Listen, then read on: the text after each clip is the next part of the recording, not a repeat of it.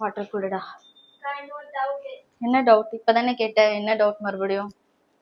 இப்போ அடல்ட்ஸும் சரி கிட்ஸும் சரி ரெண்டு பேருமே ஜங்க்ஸ் அண்ட் சாக்லேட்ஸ் வந்து நிறைய எடுத்துக்கிறாங்க. ஆனா அடல்ட்ஸை விட கிட்ஸ்க்கு வந்து ரொம்ப கேவிட்டி ப்ராப்ளம்ஸ் வந்து நிறைய இருக்கு. அது எதனால காரணம்? ஓகே, நீ கேக்குறது வந்து ஒரு காமன் டவுட் நிறைய பேருக்கு இருக்கும். என்னன்னா இது ஒரு அனாட்டமி தான். நம்ம எல்லாருக்குமே பல்லுல வந்து 3 லேயர் இருக்கும். எனாமல், டென்டின், பல்ப் அப்படிங்கிறது. எனாமல் தான் வந்து திக்கஸ்ட் லேயர் இந்த பாடி. போன் விட ரொம்ப ஸ்ட்ராங். ஈஸியா வந்து சொத்தெல்லாம் வராது, ஈஸியா அரிக்காது. அதுதான் ப்ரொடெக்ட் பண்ணும் சொத்தையில இருந்து.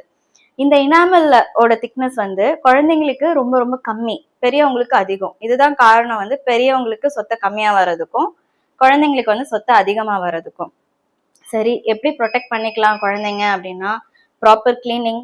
அப்புறம் வந்து ரொம்ப ஸ்டிக்கி ஃபுட் சாப்பிடக்கூடாது. ஸ்டிக்கி ஃபுட் வந்து பாக்டீரியாவை வந்து அட்ராக்ட் பண்ணும். ஸோ பாக்டீரியா நிறைய இருந்துச்சுன்னா அந்த இடத்துல ஆசிட் செக்ரேட் ஆகும். ஆசிட் செக்ரேட் ஆச்சுன்னா பல்லு அரிக்கும், சொத்தை வரும், இதெல்லாம் நடக்கும். பெரியவங்களுக்கு எனாமல் திக்கா இருக்கிறதுனால இந்த ப்ரொடெக்ஷன் வந்து கொஞ்சம் அதிகமா இருக்கு. இதுதான் காரணம்.